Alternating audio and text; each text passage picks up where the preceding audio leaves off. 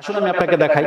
সর্বপ্রথম আমি মুহাম্মদুর রাসূলুল্লাহ সাল্লাল্লাহু আলাইহি ওয়াসাল্লামের যৌবনটা আপনার কাছে তুলে ধরতে চাচ্ছি এক লাইনে। তিনি এমন এক যুবক ছিলেন, 10 বছর থেকে 25 বছর পর্যন্ত এমন কি তিনি অর্জন করেছেন। তাকে একটা ব্যবসার দায়িত্ব দেওয়া হয়েছিল, প্রথম একটা ব্যবসার দায়িত্ব। তখন তার এই ব্যবসা তিনি সফলতা দেখিয়েছেন, এতটা লাভ করেছেন যেটা বিগত অন্য কোনো দায়িত্বশীলরা করতে পারেনি। তার এই সততা, তার এই আমানতধারিতা দেখে একজন ধনবান মহিলা, সম্ভ্রান্ত মহিলা নিজে থেকে ইমপ্রেস হয়ে তাকে বিয়ের প্রস্তাব দিয়েছেন। অথচ ইতিপূর্বে বড় বড়রা সেই মহিলাকে অফার করেছিল, কিন্তু তিনি পছন্দ করেনি, রাজি হননি, আস্থাই হতে পারেন নাই। কিন্তু একটা 25 বছরের যুবকের ব্যবহার দেখে, আমানতদারিতা দেখে, সততা দেখে তিনি বিয়েতে ঝুঁকে গেছেন এবং প্রস্তাব পাঠালেন। আর তিনি হচ্ছেন আমাদের মা খাদিজা রাদিয়াল্লাহু তাআলা। রাসূলের চরিত্র দেখে তিনি এত মুগ্ধ হয়েছেন। বিয়ে বসলেন, তার সাথে সংসার করলেন আরো 15 বছর। তখন তিনি জানেন না যে এই মুহাম্মদই একদিন আল্লাহর রাসূল হবে, বিশ্বজগতের বাদশা। তখন তিনি জানতেন না, তিনি শুধু তার চরিত্র দেখে মুগ্ধ হয়েছিলেন, রূপ দেখেও নয়, কারণ আরবরা সবাই সুন্দর।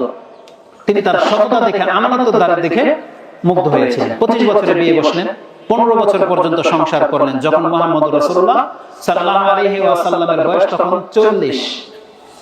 এই 15 বছরে খাদিজা রাদিয়াল্লাহু তাআলা আনহা কেমন পেয়েছিলেন মুহাম্মদ সাল্লাল্লাহু আলাইহি সাল্লামকে, এর একটা উদাহরণস্বরূপ আমি সেই হাদিস পেশ করতে চাচ্ছি, যেটা ওহী আসার দিনে ঘটেছিল। মুহাম্মদ সাল্লাল্লাহু আলাইহি ওয়াসাল্লাম যখন প্রথমবার স্বচক্ষে জিবরিল আলাইহিস সালামকে দেখলেন, ভয়ে তার শরীরে জ্বর চলে আসলো। তিনি ভয় পেয়ে চলে গেলেন খাদিজা রাদিয়াল্লাহু তাআলা আনহার কাছে এবং বললেন, জাম্মিলুনি জাম্মিলুনি, আমাকে চাদর আবৃত করা হোক, আমার ভয় হচ্ছে। ফাআখবারাহুল খাবার, এবং তাকে জানালেন যে কি ঘটেছিল আজকে গুহায়। এমন কিছু দেখেছেন যে তাকে চেপে ধরা হয়েছিল। তিনি এই খবর তাকে দিলেন এবং বললেন, ইন্নী খাশিতু আলা নাফসি, আমি এখন আমার নাফসের উপরে ভয় পাচ্ছি। আমার মনে হয় এটা একটা খুতবা চলছে, খুতবা মিস্টার, এটা খুতবা চলছে। আর এই খুতবা চলা অবস্থায় আপনি বেচাকেনা করবেন, এটা মুসলমানদের জন্য জায়েজ নাই। এটা খুতবা চলছে।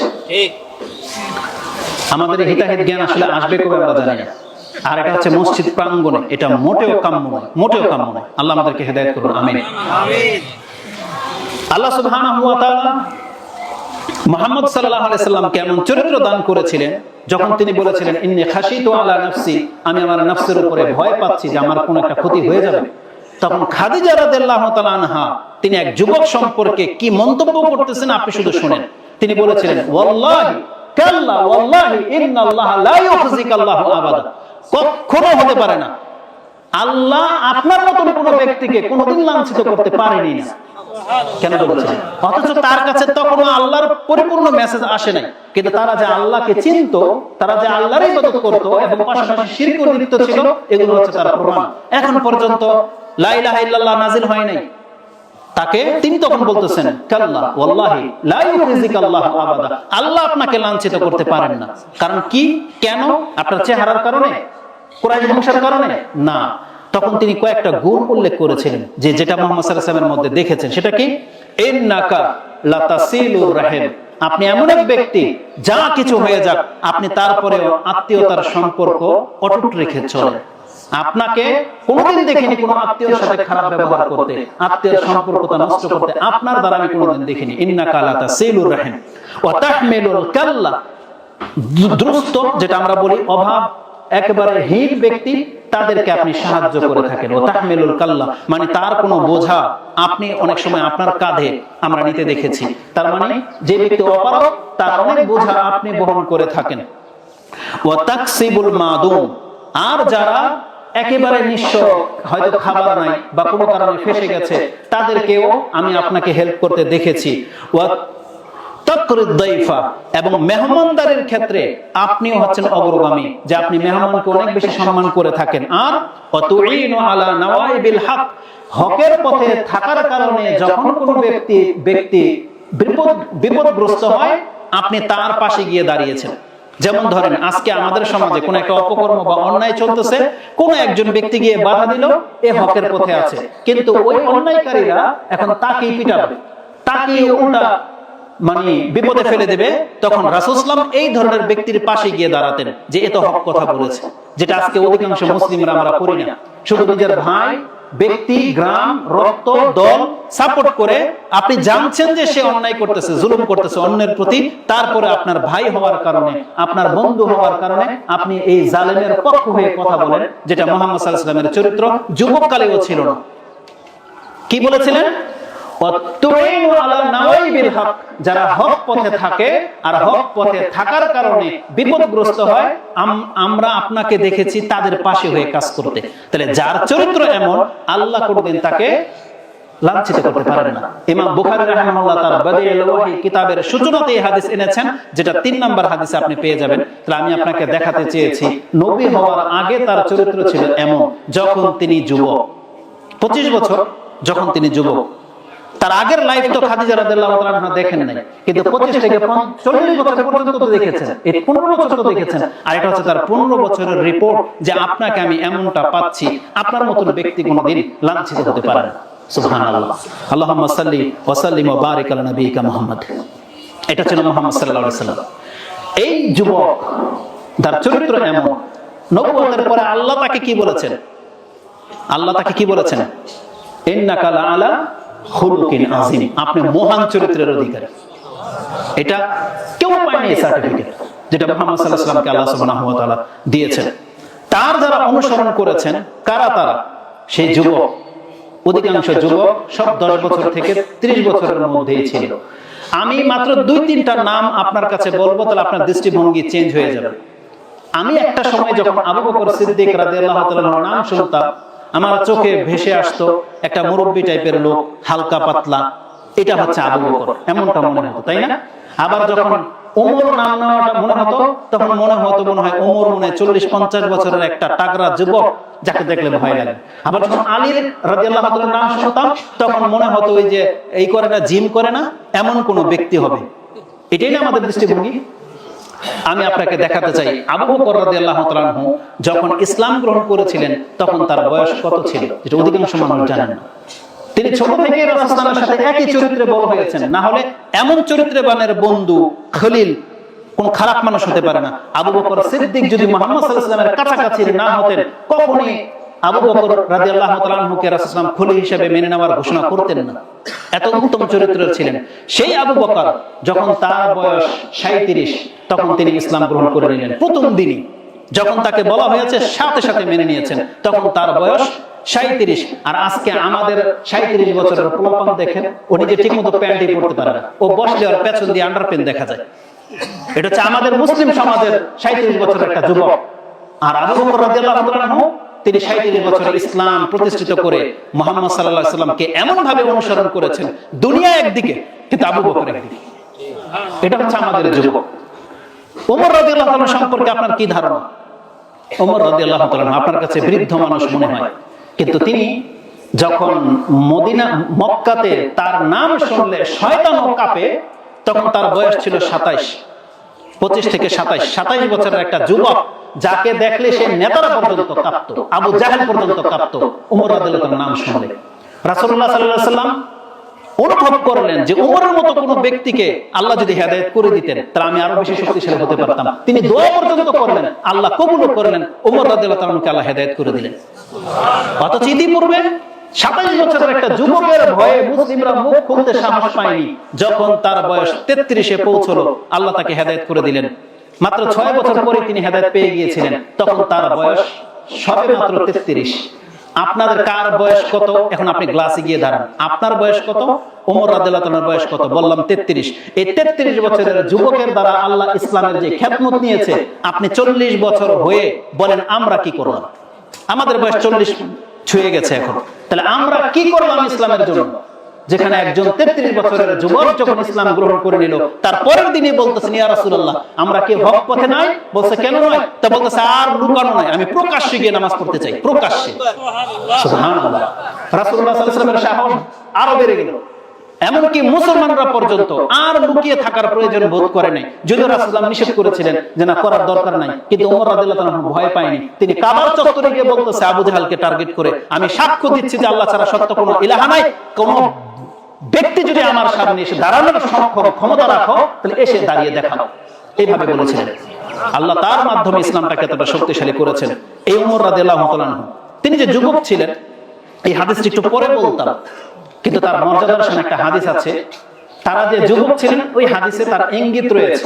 মুহাম্মদুর রাসূলুল্লাহ সাল্লাল্লাহু আলাইহি ওয়াসাল্লাম তিনিও যে যুবক ছিলেন এটা তার একটা প্রমাণ। তিনি একদিন ঘুমানো অবস্থায় স্বপ্নে দেখলেন যে আমি জান্নাতে, তিনি জান্নাতে ঢুকলেন। আর আমার একটা বক্তব্য ছিল, মুহাম্মদ সাল্লাল্লাহু আলাইহি ওয়াসাল্লাম পর্যন্ত নিজের চোখে কখনো সরাসরি জান্নাত দেখেন নাই, কারণ আল্লাহ সুবহানাহু ওয়া তাআলার একটা নীতি হলো ওটা যার জান্নাত তাকেই কেবল ঢুকতে দেওয়া হবে, আর তিনি ছাড়া ওটা আজ পর্যন্ত কাউকে আল্লাহ দেখতে দেননি। এটা জেনে নেন। এটা শুধু নবীদের সাথে না, আপনাদের সবার সাথে করা হবে। আমরা যারা জান্নাতি, আপনি আল্লাহর প্রতি এটা আস্থা রাখেন। আল্লাহ বলেছেন তোমাকে যেই জান্নাত দেওয়ার ওয়াদা আমি করেছি এটা তুমি ছাড়া এটা আমি কাউকে খোলার অনুমতি দেইনি, আপনাকে দিয়ে সেটা খোলা হবে। মুহাম্মদ সাল্লাল্লাহু আলাইহি ওয়াসাল্লাম আল্লাহ দেয়নি ক্ষমতা, তিনিও জান্নাতে উকি মেরে দেখেছেন, তাকে অনুমতি দেওয়া হয়নি। বলা হয়েছে আপনার সময় এখনো আসেনি, আপনার সময় আসলে আপনি জান্নাতে ঢুকতে পারবেন। এটা এই জন্য বলতেছি, এটা আকীদাগত একটা বিষয়। কারণ আমাদের সমাজে কিছু নামি দামি বক্তা আছে, তারা ইদ্রিস আলাইহিস সালামকে জান্নাতে ঢুকিয়ে দিয়েছে আর বার করেনি, বুঝছেন? তারা ঢুকিয়েছে, আল্লাহ ঢুকায়নি। তো রাসূলুল্লাহ সাল্লাল্লাহু আলাইহি সাল্লাম তিনি জান্নাতে উকি মেরে দেখেছেন, কিন্তু ঢোকার অনুমতি পাননি, বলছে আপনার সময় এখনো আসেনি। তো এই হাদিসটা হচ্ছে স্বপ্নের হাদিস, যে আমি স্বপ্নে দেখেছি। তিনি বললেন দাখালতুল জান্নাহ ফাইজা আনা বিকাসরিন মিন যাহাব, আমি জান্নাতে ঢুকলাম এবং দেখতে পেলাম আমি যেন একটা স্বর্ণের বাড়ির সামনে। বাড়িটা কিসের? স্বর্ণের। মিন যাহাবি, কাস মিন যাহাব, স্বর্ণের একটা অট্টালিকার সামনে আমি দেখতে পেলাম। আমি জিজ্ঞেস করলাম মান লিমান হাযা, এটা কার জন্য? রাসূলুল্লাহ জিবরাইল আলাইহিস সালামকে জিজ্ঞেস করলেন এটা কার জন্য? লিমান হাযাল কাসর, এই প্রাসাদটা কার?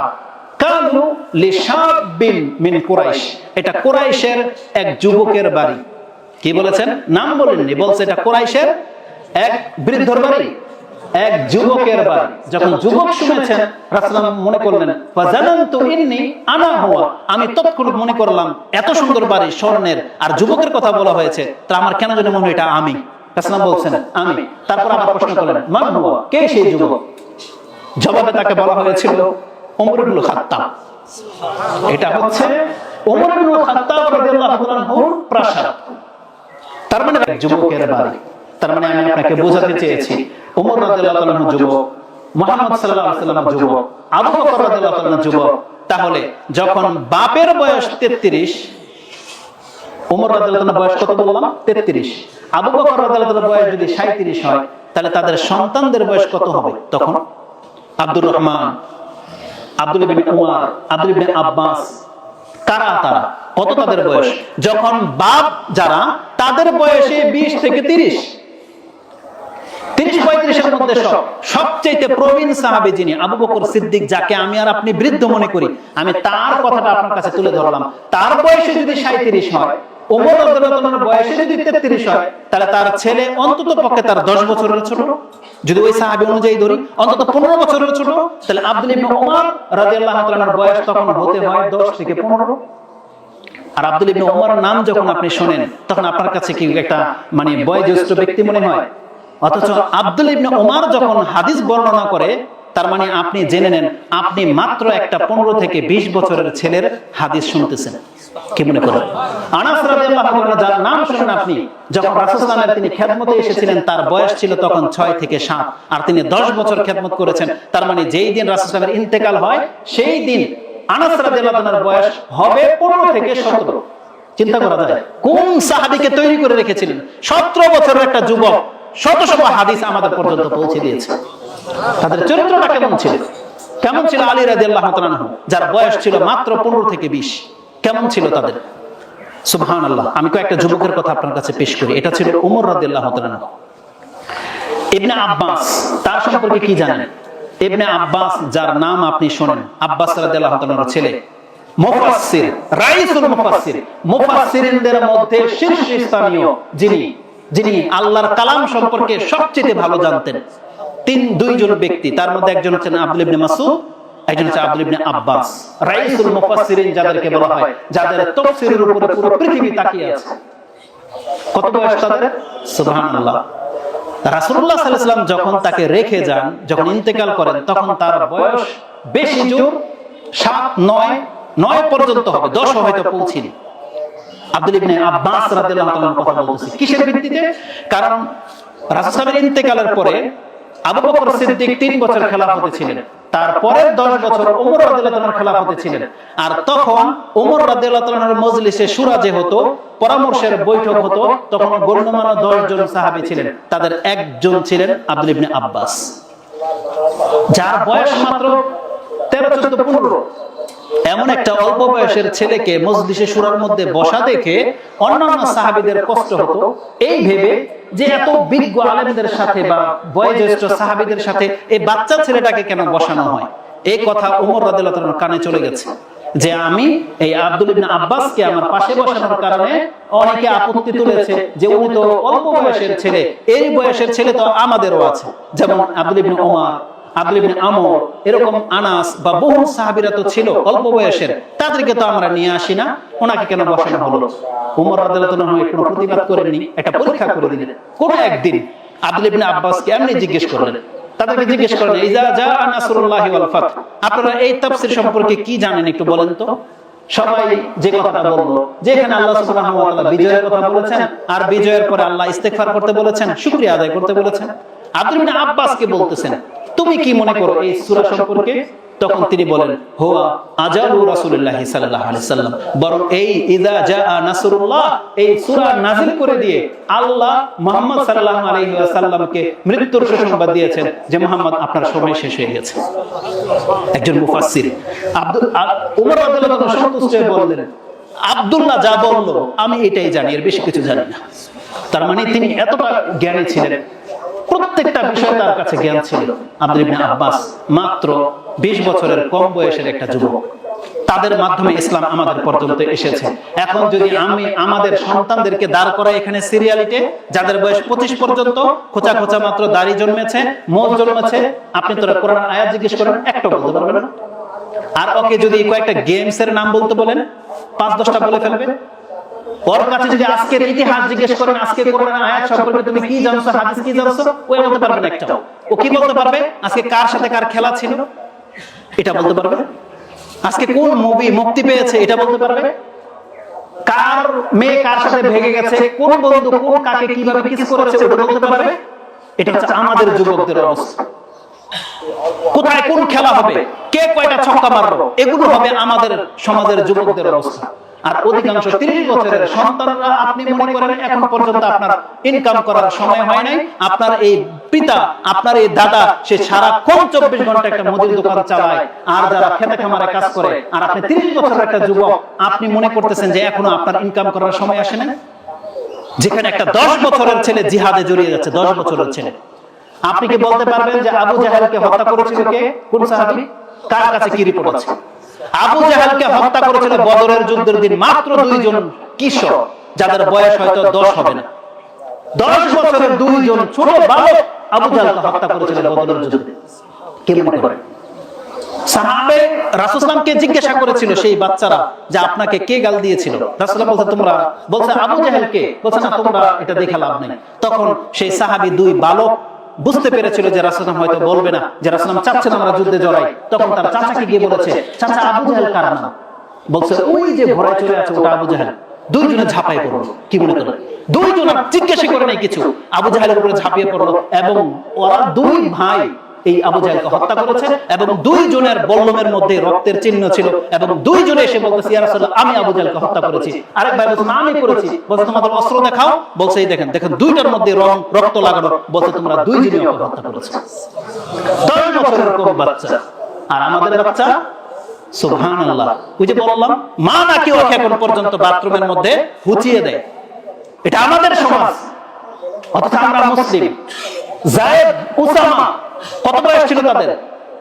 যায়েদ রাদিয়াল্লাহু আনহু রাসূলুল্লাহ একটা যুদ্ধের কমান্ডার বানিয়েছিলেন, যেটা প্রবীণ সাহাবীরা মেনে নিতে পারেনি। উসামা রাদিয়াল্লাহু আনহু সময় যখন আসছে, তারাও তখন আপত্তি করেছিল। তখন রাসূলুল্লাহ এই কথাটাই বলেছিল, আমি যখন যায়েদকে নেতৃত্ব দিয়েছিলাম তোমরা তখন মন্তব্য করেছিলে, আজকে তার সন্তান উসামাকে আমি নেতৃত্ব দিচ্ছি, তোমরা একই মন্তব্য করতেছো। তোমরা জেনে রাখো আমি যেমন যায়েদকে ভালোবাসি, যায়েদকে, তেমনি তার সন্তান উসামাকে আমি ভালোবাসি। রাসূলুল্লাহ উসামা সবচেয়ে অল্প বয়সের ছেলে। কি মনে করেন তখনকার যুগে? আর আল্লাহর রাসূল তার যোগ্যতার ভিত্তিতে, আমানতদারিতার ভিত্তিতে, কমান্ডকে ফলো করার ভিত্তিতে তাকে একটা যুদ্ধের কমান্ডার বানিয়ে একটা সেনাদল পাঠাচ্ছেন, উসামা বিন যায়েদ, সুবহানাল্লাহ, যাদের বয়স এই 10 থেকে শুরু হয়েছে। আমি আপনাকে কতগুলো এক্সাম্পল দেখাবো। 2-3 জন মহিলার কথা বলি, তাহলে আপনাদের বিবেক খুলবে। আচ্ছা বলেন তো দেখি, যখন আয়েশা রাদিয়াল্লাহু তাআলা আনহা নামটা নেন, একটা বৃদ্ধা মহিলা মনে হয়? মনে হয় না। কিন্তু ওই যে জানেন যে রাসূলুল্লাহর সবচেয়ে অল্প বয়সের স্ত্রী আয়েশা, তখন একটা কিশোরী মনে হয়, তাই না? কিন্তু তার ইন্তেকাল হয়েছিল 63 কি 64 বছর বয়সে। অবশ্যই তিনি বৃদ্ধা হয়েই ইন্তেকাল করেছিলেন, আমাদের মা। কিন্তু যখন তার ইসলাম এসেছে, ইসলামকে তিনি যখন অনুসরণ করতেন, তখন তার বয়স কত ছিল? 6 বছরে তার বিয়ে, 9 বছরে তার সংসার। 9 বছর বয়সে সংসার শুরু হয়েছে, আরো 9 বছর তিনি সংসার করেছেন। তাহলে রাসূল সাল্লাল্লাহু যেই দিন ইন্তেকাল করলেন, তিনি যেই দিন বিধবা হলেন, তখন তার বয়স কত ছিল? 18, মাত্র 18। সুবহানাল্লাহ, চিন্তা করতে পারেন, একটা 18 বয়সের মেয়ে, তার যৌবনটা কি? এটা আমাদের সমাজের 18 বয়সের মেয়েদেরকে দিকে তাকালে আপনি বুঝতে পারবেন। সেই সময় থেকে তিনি 63-64 বছর পর্যন্ত শুধু ইসলামের খেদমত করে গেছেন লাগাতার। কি মনে করেন তাদের চরিত্রটা কেমন ছিল? যে আল্লাহ তার মতো একজন মেয়েকে রাসূলের স্ত্রী হওয়ার সৌভাগ্য দিয়েছেন। এমনিতে চরিত্র এরকম না হলে, সুবহানাল্লাহ, তার মানে রাসূল সাল্লাল্লাহু আলাইহি ওয়াসাল্লামের প্রত্যেকটা স্ত্রী ওই যোগ্যতার, যে তারা রাসূলের স্ত্রী হওয়ার যোগ্যতা রাখে। আপনি এইভাবে ভাববেন, আয়েশা রাদিয়াল্লাহু তাআলা আনহা মাত্র 18 বছর বয়স, আর তার কাছ থেকে হাদিসের দর্শ নিত বিভিন্ন সাহাবায়ে কেরাম। ইবনে আব্বাস রাদিয়াল্লাহু তাআলা আনহুকে জিজ্ঞাসা করা হয়েছে বেতের সালাত সম্পর্কে। তিনি বলতেছেন ওই তাবিঈকে, আমি কি তোমাকে এমন একজন ব্যক্তির কথা বলবো যে এই জমিনে এই মাসলা তার চাইতে বেশি ভালো কেউ জানে না? বলছে অবশ্যই বলেন। বলছে তিনি হচ্ছেন আয়েশা রাদিয়াল্লাহু তাআলা আনহা। তার কাছ থেকে তুমি মাসলা জেনে আসো, এবং তিনি যে উত্তর দেয় তুমি এটা আমাকে এসে আবার বলবা যে মা আয়েশা রাদিয়াল্লাহু তাআলা আনহা আমাকে বেতের নামাজ সম্পর্কে এটা বলেছেন। তিনি কেন জাননি? তাদের মধ্যে কোন একটা কারণে মনমালিন্যতা ছিল, এজন্য তিনি আয়েশা রাদিয়াল্লাহু তাআলার কাছে জাননি। কিন্তু ইলম শিখতে হবে, এজন্য তিনি ভায়া হয়ে একজন তাবিঈর মাধ্যমে আয়েশা রাদিয়াল্লাহু তাআলার কাছ থেকে সে হাদিস জেনে যাচ্ছেন, আব্দুল্লাহ ইবনে আব্বাস। কিন্তু মন্তব্যটা কি করেছিলেন? যে এই পৃথিবীতে যদি বেতের নামাজ সম্পর্কে, রাসূল নামের বেতের নামাজটা কেমন ছিল, এটা যদি জানতে চাও যে সবচেয়ে বেশি কে জানে, তিনি হচ্ছেন আয়েশা রাদিয়াল্লাহু তাআলা আনহা। এইভাবে তাদেরকে সার্টিফাই করা হয়েছে। ফাতেমা রাদিয়াল্লাহু তাআলা আনহার যখন ইন্তেকাল হয়েছে, কত বয়স ছিল তার? বেশি জোর 25 থেকে 28, বেশি জোর। কারণ রাসূল নামের নবুয়তের 5 বছর আগে যদি তার জন্ম হয়ে থাকে, তাহলে নবুয়ত হচ্ছে 23 বছর আর 5 28 বছর। আর রাসূল নামের নবুয়তের ইন্তেকালের মাত্র 6 মাস বেঁচে ছিলেন, তারপর তার ইন্তেকাল হয়ে গেছে। তার মানে তাদের যৌবনটা কেমন ছিল, আর তারা সেটাকে কাজে লাগিয়েছে কিসে? ইসলামের উপর। আর আপনি বলতেছেন যে আমাদের মা বোন স্কুল কলেজে ভার্সিটিতে যারা পড়ে তাদের এখন রং তামাশা করার সময় না, এটা রং তামাশা করার সময় না, বরং এটাই হলো ইসলামকে প্রতিষ্ঠিত করার সময়। যাদের চুল দাড়ি সাদা হয়ে গেছে, এটা হচ্ছে রেস্টের সময়। আজকে আমরা ইবাদত করি কারা? মসজিদের প্রথম কাতারে থাকে মুরব্বিগণ, দান সদকা করে মুরব্বিগণ, ইসলামের ওই যে গাছটি নিয়ে প্রচার প্রসারে লেগে যাচ্ছে কারা? সব মুরব্বিগণ। অথচ এটা ছিল রেস্টের সময়। কিসের সময়? রেস্টের সময়। মানে আপনি যথেষ্ট ইবাদত করে ফেলেছেন, এখন শুধু ফরজ, মাঝে মাঝে আপনি নফল এটা আদায় করবেন। রেস্টের সময় ছিল। আর ইবাদত করার সময় ছিল যৌবককাল। এখন এই 10 বছর থেকে, কিন্তু আমরা এটাকে গুরুত্ব দিচ্ছি না। আল্লাহ সুবহানাহু ওয়া তাআলা আমাদেরকে শিক্ষা দিয়ে দিয়েছেন যে যুবক হলো এরা যারা মুহাম্মদুর রাসূলুল্লাহ সাল্লাল্লাহু আলাইহি সাল্লামের সহবত পেয়েছিলেন। সুবহানাল্লাহ। ইমামগণ যারা হাদিসের কিতাব লিখেছেন, ইমাম বুখারী, ইমাম মুসলিম, তিরমিজি, আবু দাউদ, এদের জীবনী দেখেন, এরা কি বয়স্ক লোক ছিল নাকি যুবক ছিলেন? ইমাম বুখারী রাহিমাহুল্লাহর মা তাকে 6 বছর পর থেকে কোরআন শিক্ষায় লাগিয়ে দিয়েছিলেন। 9 বছরে তাকে সে আরব দেশে রেখে চলে গেলেন। সে যে গেল না তার মায়ের সাথে, বলছে আমি দিন শিখবো। তখন তাকে অনেকগুলো স্বর্ণ মুদ্রা দিয়ে রেখে চলে গেলেন যে ঠিক আছে, তুমি দিনের পথে লেগে থাকো। সুবহানাল্লাহ। এটা হচ্ছে ইমাম বুখারী রাহিমাহুল্লাহ। আর আমরা ওই বয়সে ক্রিকেটের ব্যাট পেটের মধ্যে নিয়ে ঘুরি, শীত আসলে র্যাকেট খেলা নিয়ে ভাবি কি করতে হবে। আগে থেকে প্ল্যান করেন যে স্কুল বন্ধ হয়ে গেলে আমরা বান্দরবন যাবো, অমুক যাবো, তমুক যাবো। কেন আপনার এটা প্ল্যানে থাকে না যে এই ছুটিতে আমি আল্লাহর কালামটাকে শিখবো, এই ছুটিতে আমি আল্লাহর কালামটাকে হেফজ করবো? কেন থাকে না? সৌদি আরবে কি আপনি খারাপ বলেন? অবশ্যই অধিকাংশ মানুষ সৌদি আরবে খারাপ আছে, কিন্তু খারাপের মাঝে ভালো কিছু দেখাবো। এই মাদ্রাসাগুলো যখন বন্ধ হয়ে যায়, 3 মাসের মধ্যে প্রত্যেকটা মসজিদের মধ্যে হালাকা চালু হয়ে যায়, এবং অধিকাংশ মানুষগুলো এই মসজিদে কোরআন পড়ার কাজে লেগে যায়। আমাদের সমাজে কেন এগুলো হয় না? কেন হয় না? ছুটে পেলে আপনাকে কক্সবাজার বান্দরবন যেতে হবে, এটা কোথাকার ইসলাম? এটা এইভাবে দিন প্রতিষ্ঠা হবে না কখনো। দিন প্রতিষ্ঠা করতে হলে আমাদেরকে এখন থেকে উদ্যমী হতে হবে। ওই 10 বছর থেকে 25 বছর পর্যন্ত এটা আপনার ক্রিকেট, ক্যারাম বোর্ড, লাড্ডু খেলার সময় নয়, এটা এই সময় নয়, বরং এটাই হলো নিজেকে গড়ে তোলার সময়। এই বয়সে যদি আপনি মেহনত করেন, আপনি কোটিপতি হতে চান, এই বয়সের মেহনত করলে আপনার দ্বারা সম্ভব, যেটা 30-40 বছর থেকে শুরু করলে সম্ভব না। আপনি ব্যবসা স্টার্ট করতে চান, এখন থেকে শুরু করেন। আপনি কোনো কিছু শিখতে চান, এই বয়স থেকে শুরু করেন। কিন্তু যখন আপনি 30 বছর থেকে সংসার শুরু করবেন, ইনকাম শুরু করবেন, আপনি কিছু দূর যেতেই হতাশ হয়ে পড়ে যাবেন, আপনার দ্বারা কিছুই করা হবে না। আর যখন ইসলাম প্রতিষ্ঠা করার ব্যাপার, যে জাতি হাত থেকে কোরআন ছেড়ে দিয়েছে, তলোয়ার নামিয়ে দিয়েছে, যেই জাতি ওই হাতের মধ্যে এখন গেমস খেলে, ক্যারাম বোর্ড খেলে, এদের হাত দিয়ে কোনোদিন ইসলাম জয়ী হবে না, জেনে নেন, ইসলাম জয়ী হবে না। বাংলার জমিনে যদি ইসলাম কায়েম করতে চান, আপনি ছাড়ুন এসব খেলতামশা, আপনাকে কোরআন হাতে নিতে হবে এবং আপনাকে অস্ত্রের শিক্ষা নিতে হবে, আপনাকে সামরিক বাহিনীতে যোগ দিতে হবে। এটা আমরা মনে করি। বাংলাদেশের মধ্যে আজকে দুঃখের সাথে একটা কথা বলি, 18 কোটি মানুষের মধ্যে বাংলার জমিনে কে 2, 4, 5 কোটি যুবক নাই? নাই, আছে। যেই জাতিতে আল্লাহ এত সম্পদ দিয়ে রেখেছেন, যেখানে 5 কোটি যুবক, তারা যদি সামরিক বাহিনীর ট্রেনিং নিত বা তারা যদি সেই ক্ষমতাটা থাকতো, পাশের রাষ্ট্র যত বড় হোক, ও কথা বলতে গেলে 10 বার ভেবে কথা বলতো। আপনি জানেন, কিছুদিন আগে একটা ভিডিও ক্লিপ দেখলাম, ইন্ডিয়াতে ওরা নিজেরা ভিডিও বানিয়েছে, যে লোকটা অসুস্থ সেজেছে বাঙালি হিসেবে, ও ইন্ডিয়ারই, কলিকাতার, ভাষায় প্রমাণ করে ও ইন্ডিয়া। কি বাহানা করে ভিডিও বানিয়েছে যে আমি বাংলাদেশ থেকে আসছি, তাকে হসপিটালের বাইরে শুয়ে রেখেছে অক্সিজেন দিয়ে, বলতেছে আমি 40 দিন ধরে এখানে শোয়া, আমি বাংলাদেশি, এই জন্য আমাকে হসপিটালে ভর্তি করায় না। বদনামটা কিভাবে ছড়াইছে দেখেন। বলছে কেন? বলছে আমরা ক্রিকেটে যখন ফেল করেছি, হারলাম, তোমরা সন্তুষ্ট হয়েছিলে কেন? বাঙালিরা তখন আনন্দ করেছিল কেন? এই জন্য তুমি বাঙালি হওয়ার কারণে আমরা হসপিটালে তোমাকে ঢুকতে দেব না। পুরাটাই হচ্ছে বানানো, সাজানো নাটক। এবং শেষে কি করলো? যে ঠিক আছে, আমরা তোমাদের মতো না, আমরা ইন্ডিয়ানরা খুব সব ভদ্র। এরপরে তাকে গাড়ি তুলে দিল, বলছে আমি, ডাক্তার বলছে আমি তোমার নিয়ে চিকিৎসা করাবো। এবং তারা মেসেজ দিতে চাচ্ছে যে বাঙালিরা আমাদের সাথে খারাপ করে, কিন্তু আমরা তাদের সাথে করি না, আমরা তাদের ভালো চাই। কিন্তু কথাগুলো যখন বলেছে তোমরা বাঙালিরা কি করেছো, কয়টা ইলিশ পাঠাই দিলেই হয়ে যায়, এভাবে বলছে। আমাদের যে লাখ লাখ, মানে আমাদের যে ট্রাকে ট্রাকে পেঁয়াজ তোমরা নিচ্ছ, আমরা কি ফ্রি আনি ওদের কাছ থেকে? ওরা কি ফ্রি দেয়? তাহলে আজকে ইন্ডিয়ার মতোই মালাউনের গোষ্ঠী আমাদের মুসলিমদেরকে নিয়ে কথা বলবে। এটা কেন হয়েছে? যখন আমরা মুসলিমরা খেলতামশায় লিপ্ত হয়ে গেছি। কিন্তু আমাদের রক্তের মধ্যে কি এটা আছে? আমাদের রক্তের মধ্যে এটা নাই। কোন একটা মালাম, কোন একটা হিন্দু মুসলিমের সামনে দাঁড়িয়ে কথা বলতে হলে ওকে 10 বার ভেবে কথা বলা উচিত ছিল। কারণ হচ্ছে গরুর পূজারী, হচ্ছে বটগাছের পূজারী। কোন আল্লাহর বান্দা কোনদিন একটা হিন্দুর সামনে নত হতে পারে না। আমাদেরকে আমাদের ঐতিহ্যের দিকে ফিরে আসতে হবে। কারণ আল্লাহ সুবহানাহু ওয়া তাআলা আমাদেরকে কি বলেছেন? তোমরা বাঁচলে কাজী, মরলে শহীদ। এটাই না আমাদের শিক্ষা? আমাদের জন্য জান্নাত অপেক্ষা করতেছে। তাহলে কিসের ভয় আমাদের? অথচ আমাদেরকে চারদিক থেকে তারা চষে খাবে, আর আমরা মুসলিম হয়ে আমরা খেলতামশায় ব্যস্ত থাকবো। এটার জন্য আল্লাহ আমাদেরকে সৃষ্টি করেন। আপনি আল্লাহর ইবাদতের দিকে ঝুঁকেন। চারদিক থেকে আপনি দেখতে পাচ্ছেন মানুষদেরকে কত ভাবে শাস্তি গ্রাস করে নিচ্ছে, আযাব আসছে। আমাদের বাঁচার পথ কি? আল্লাহ ছাড়া। আমাদেরকে আল্লাহর দিকে ঝুঁকতে হবে। এই ঘটনাগুলো কি আপনাকে একটু ভাবায় না যে আমাদের পূর্বের পুরুষরা তারা কোন বয়স থেকে ইবাদত করত, কোন বয়স থেকে তারা ইসলামের খেদমত করেছে, আর আমরা সেই সময়টাকে খেলতামশার মধ্যে লাগিয়ে দিচ্ছি? আমাদের লজ্জা হওয়া উচিত। আমরা আল্লাহ সুবহানাহু ওয়া তাআলার কাছে কি জবাব দেব? তারা যদি নাজাত পাওয়ার জন্য এটা করে থাকে, তাহলে আপনার আমার এই ইবাদতগুলো দিয়ে কি আমরা নাজাত পাবো? কোনদিন পাবো না। আল্লাহ কখনোই আমাদের উপর সন্তুষ্ট হবে না এই ইবাদতে, যেখানে আপনি মুরব্বী মানুষ দাঁড়িয়ে রেখেছেন আর আপনার সন্তান ক্লিন শেভ করবে, ইহুদিদের মধ্যে চুল কাটবে না, আপনিও নাজাত পাবেন না। এটা শিক্ষার মধ্যে ত্রুটি। আপনি যেমন ধর্ম পালন করেন, আপনার সন্তানকে ধর্ম পালন করতে বাধ্য করতে হবে। আপনার মেয়েকে পর্দা করতে আপনাকে এটা বাধ্য করতে হবে। যেখানে রাসূল সাল্লাল্লাহু আলাইহি ওয়াসাল্লাম বলেছেন 10 বছর থেকে তাকে নামাজের ট্রেনিং দাও, তাকে তুমি প্রহার করো, তাকে বাধ্য করো নামাজ পড়তে।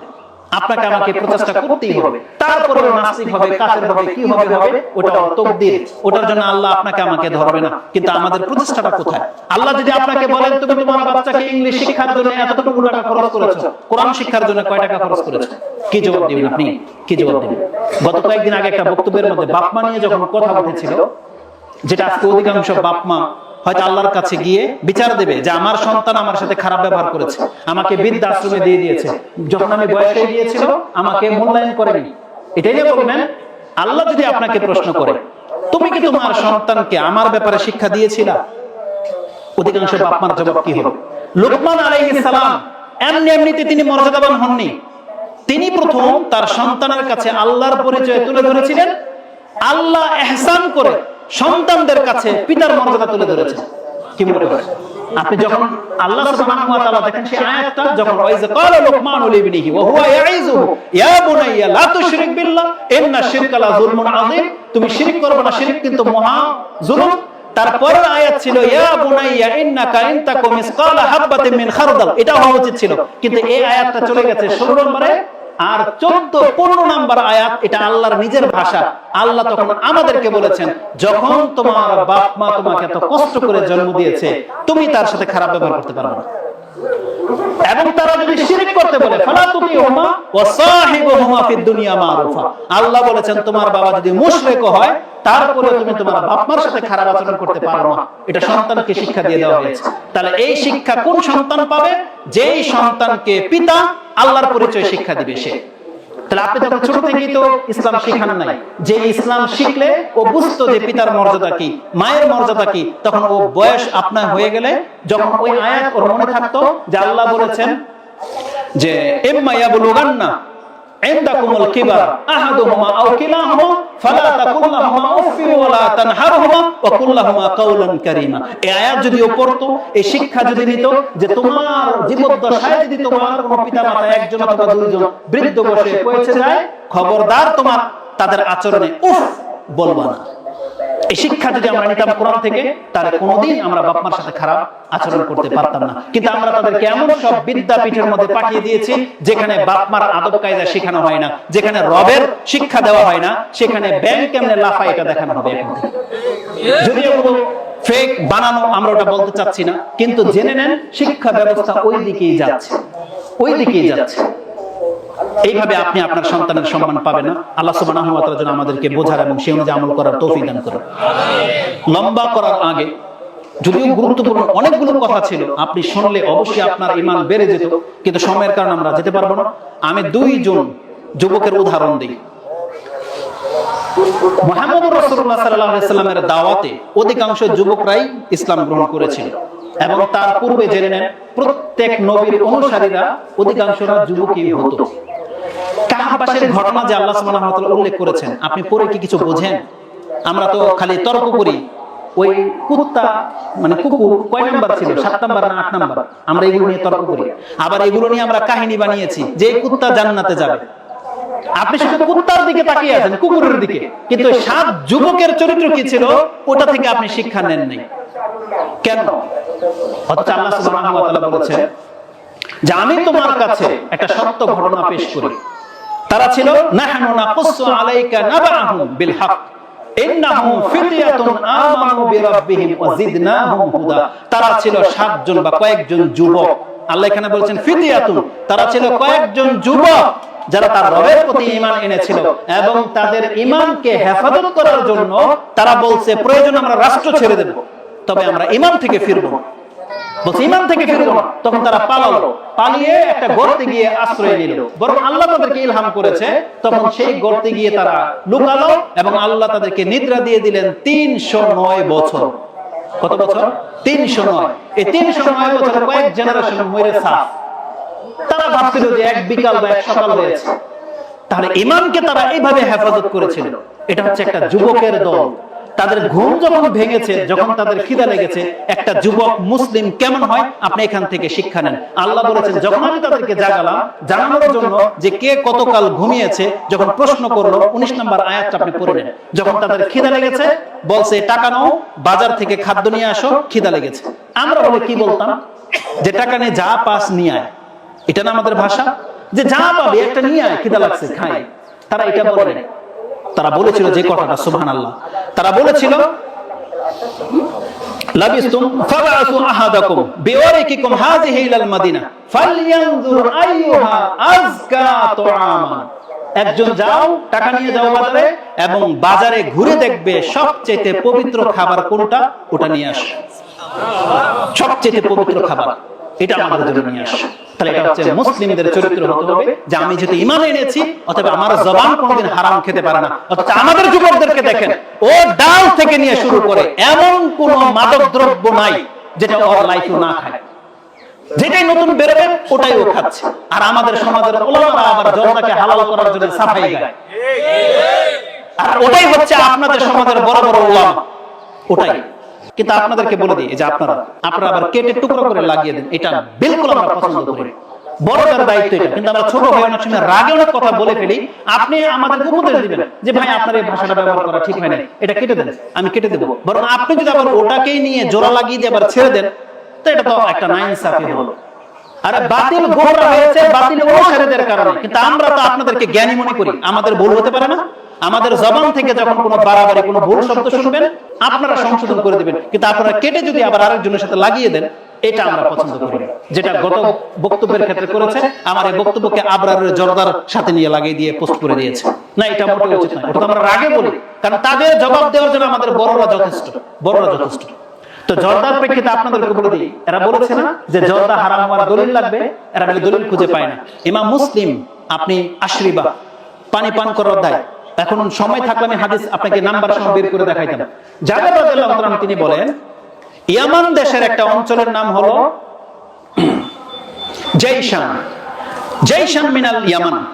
ওই জাইশান নামক জায়গা থেকে একটা লোক এসে রাসূলুল্লাহকে জিজ্ঞেস করলো, ইয়া রাসূলুল্লাহ, আমাদের জমিনে কিছু পান করা হয়, আমাদের লোকের জমিনে কিছু পান করে, ইউকালু লাহু মিজর, সেই খাদ্যটার নাম হলো মিজর, মিম জা র, মিজর। রাসূলুল্লাহ সাল্লাল্লাহু আলাইহি ওয়াসাল্লাম কি মিজর চিনেন?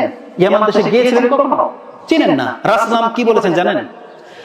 মুসকিরুন, এটা কি নেশা করে? এই মিজর যে শব্দটা বললা, এটা খেলে কি নেশা হয়? বলছেন না। তখন রাসূলুল্লাহ আম ভাবে বলেছেন, কুল্লু মুসকিরিন হারাম, কুল্লু মুসকিরিন হারাম। আমি যদি বাংলাদেশ থেকে যেতাম, ধরেন রাসূলুল্লাহ সৌদি আরবে আছে, আপনি বাংলাদেশে যেতেন, গিয়ে কি বলতেন? ইয়া রাসূলুল্লাহ, বিলাদি, আমার অঞ্চলের লোক বা উলামাউনা ইয়াকুলুনা, ওরা তারা একটা পাতা খায়, ইউকালু লাহু জর্দা, এটা নিয়ে বলতেন ইউকালু লাহু জর্দা। জর্দার কোন আরবি আছে আমার জানা নাই। কি জর্দা? হাকিমি, নুরানি, আপনি বলতেন। রাসূল আপনাকে কি বলতো? জর্দাটা কি? বরং রাসূল এই কথাই বলতো, আমুসকিরুন হুয়া বা মুসকিরুন হাযা, এটা খেলে কি নেশা হয়? এখন আপনাদেরকে যদি প্রশ্ন করি, জর্দা খেলে নেশা হয় কি হয় না? তাহলে সেটা হালাল কি করে হয়? রাসূল বলেন কুল্লু মুসকিরিন হারাম। রাসূল মিজর চিনে না, জর্দাও চিনে না। রাসূল মূলনীতি বলে দিয়েছেন, তোমরা খাও, যেটা ও বলেছে খাও, যতক্ষণ পর্যন্ত হালাল হারামের কোনো দলিল নাই। কিন্তু রাসূল কি বলেছেন? নেশা হয়, যদি হয় বলছে হারাম। মুসলিমের হাদিস। আর যেই ব্যক্তি জেনে শুনে এরকম নেশা করবে, আল্লাহ তার সাথে ওয়াদা করেছেন, ইন্নাল্লাহ আযজা ওয়া জাল্লা আহাদা লিয়াসকিয়াহু, প্রত্যেক নেশাকারীর সাথে আল্লাহ ওয়াদা করেছেন তাকে আল্লাহ কিয়ামতের মাঠে খাওয়াবেন। কি খাওয়াবেন? তিনাতুল খাবাল। বলছে ওমা ইয়া রাসূলুল্লাহ, এটা কি তিনাতুল খাবাল? কি? রাসূলুল্লাহ বলেছেন, আরাকু আহলিন নার আও উসাক আহলিন নার, এটা হলো জাহান্নামীদের ঘাম অথবা জাহান্নামীদের রক্ত পচা পুষ। এটা আল্লাহ না খাওয়া পর্যন্ত ওকে মাফ করবেন আল্লাহ। এটা জাহান্নামে ফেলে এই নেশাখোরদেরকে আল্লাহ সুবহানাহু ওয়া তাআলা এই পানি, গন্ধযুক্ত পানি খাওয়াবেন। ওই হাদিসের মধ্যে রাসূলুল্লাহ বলেছেন যে মিজর যদি খাইলে নেশা হয় তাহলে হারাম, তাহলে জর্দা খেলে যদি নেশা হয়, এটা রাসূলুল্লাহ স্পষ্ট ভাষায় বলেছেন হারাম, কুল্লু মুসকিরিন হারাম। আমি প্রথম একটা জানতাম হাদিস যে কুল্লু মুসকিরিন খামরুন ও কুল্লু খামরিন হারাম, কিন্তু এই হাদিসের মধ্যে ডাইরেক্ট বলেছেন কুল্লু মুসকিরিন হারাম, কুল্লু মুসকিরিন হারাম। আর আমাদের কিছু বিপক্ষের কিছু আলেম মাশায়েখ যারা আরবিতে খুব পটু, গ্রামারে খুব পটু, তারা আমাদের ভুল কি করে জানেন? নিঃসন্দেহে আপনারা তর্ক করবেন না যদি বলে যে মাহমুদ আরবি পড়তে পারে না, এটা বাস্তব সত্য। বাস্তবিক আমি আরবি ভালো করতে পারি, তাই বলে কি আমরা অজ্ঞ? তখন আমরা দলিল কি দিব জানেন? আরব দেশে খ্রিস্টান নাই, আছে কিনা? নাই। আরব দেশে নাস্তিক নাই, ইরানের মধ্যে শিয়া নাই। ওরা কি আরবি জানে কি জানে না? তার মানে আরবি জেনেও কোনো ব্যক্তি শিয়া হতে পারে, আরবি জেনেও কোনো ব্যক্তি আহলে কোরআন হতে পারে, আরবি জেনেও ইহুদি নাসারা হতে পারে। আরবি জানাটা এটা হক হওয়ার দলিল নয়। দলিল হলো আল্লাহ যাকে হেদায়েত করবে সেই হক পথে থাকবে। হতে পারে আপনি আরবি লিখতে পড়তে পারেন না, কিন্তু বিবেকটা আল্লাহ আপনাকে দিয়েছে।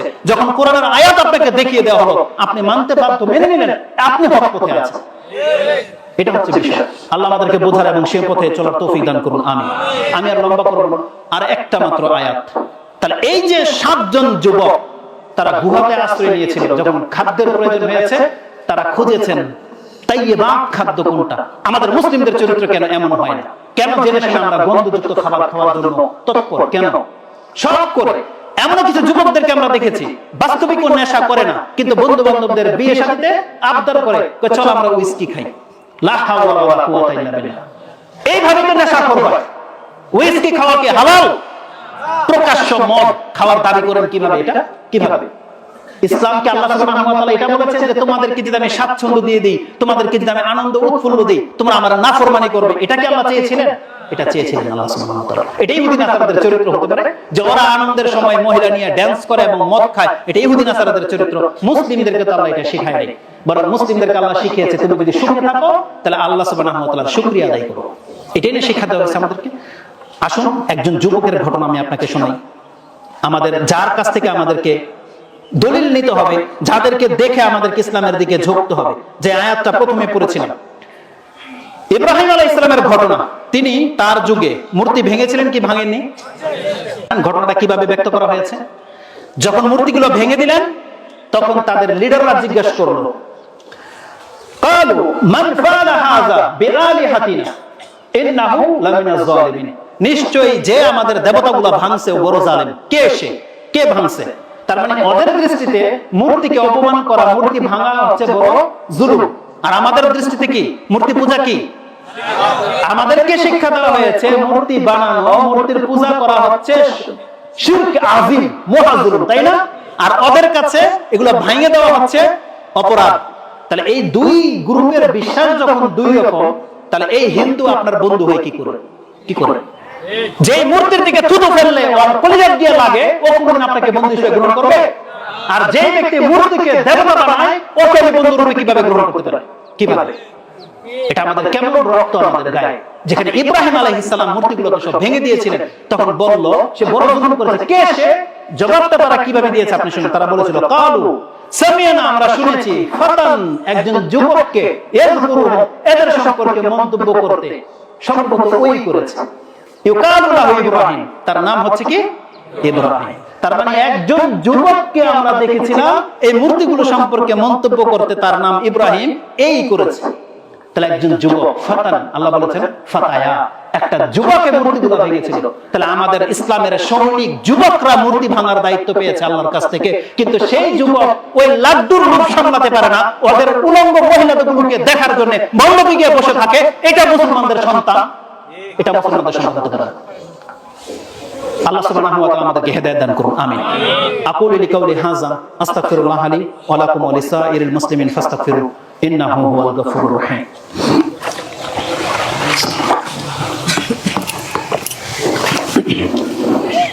আলহামদুলিল্লাহি রাব্বিল আলামিন ওয়াসসালাতু ওয়াসসালামু আলা আশরাফিল আমবিয়াই ওয়াল মুরসালিন নবিয়িনা মুহাম্মাদিন ওয়া আলা আলিহি ওয়া সাহবিহি আজমাইন ওয়া বাদ। আমি আর বক্তব্য লম্বা করব না, দুই একটা হাদিস আছে আমভাবে তর্জমা করে দিই। আমাদের মূল মেসেজটা হচ্ছে আমাদের যুবক ভাইদের, আপনি হলেন ইসলামের একজন সৈনিক, আপনি হচ্ছেন দায়িত্বশীল। আপনার দাড়ি মুখ গজায়নি তাতে কিছু যায় আসে না। আপনার বয়স যদি 10 ওভার হয়ে গিয়ে থাকে, আপনি এখন থেকে ইসলামের কিভাবে খেদমত করবেন আপনি প্রস্তুত হয়ে যান। আপনি এখন থেকে স্বপ্ন দেখেন আপনি কত কোটি টাকার মালিক হবেন, এখন থেকে স্বপ্ন দেখেন। আপনার সংসার কিভাবে চালাবেন, আপনার সন্তানদেরকে কোথায় বড় করবেন, আপনি এখন থেকে স্বপ্ন দেখা শুরু করেন যখন আপনার বয়স মাত্র 10। আমাদের প্রত্যেক পিতামাতাকে ওদের দায়িত্ব সম্পর্কে ওদেরকে সচেতন করতে হবে। আপনি বলবেন না যে আমার ছেলে তো একটা কাঠি উঠাইতে পারে না, আমার মেয়ে তো এটা করতে পারে না। মেয়েদের বয়স কখন থেকে যৌবন হয়? কখন থেকে? আরব দেশে 9-10 বছর হলে তাদের মেন্স শুরু হয়ে যায়। বাংলার জমিনেও যারা ভালো খায়, ভালো পরিবারের মেয়ে খোঁজ নিয়ে দেখেন, তারা 9-10 বছরে মেন্স চলে আসে। মানে কি মেন্স হয়ে যাওয়া? মানে কি যুবতী হয়ে যাওয়া। তার মানে এই বয়স থেকে তার উপরে সালাত ফরজ হয়ে যায়, পর্দা করা ফরজ হয়ে যায়। তার গঠন দেখে বোঝা যাক আর না যাক, কিন্তু তার বয়স যখন 10 আপ হয়ে যাবে, অবশ্যই প্রত্যেকটা মেয়েকে আপনি পর্দা করার ব্যবস্থা করেন।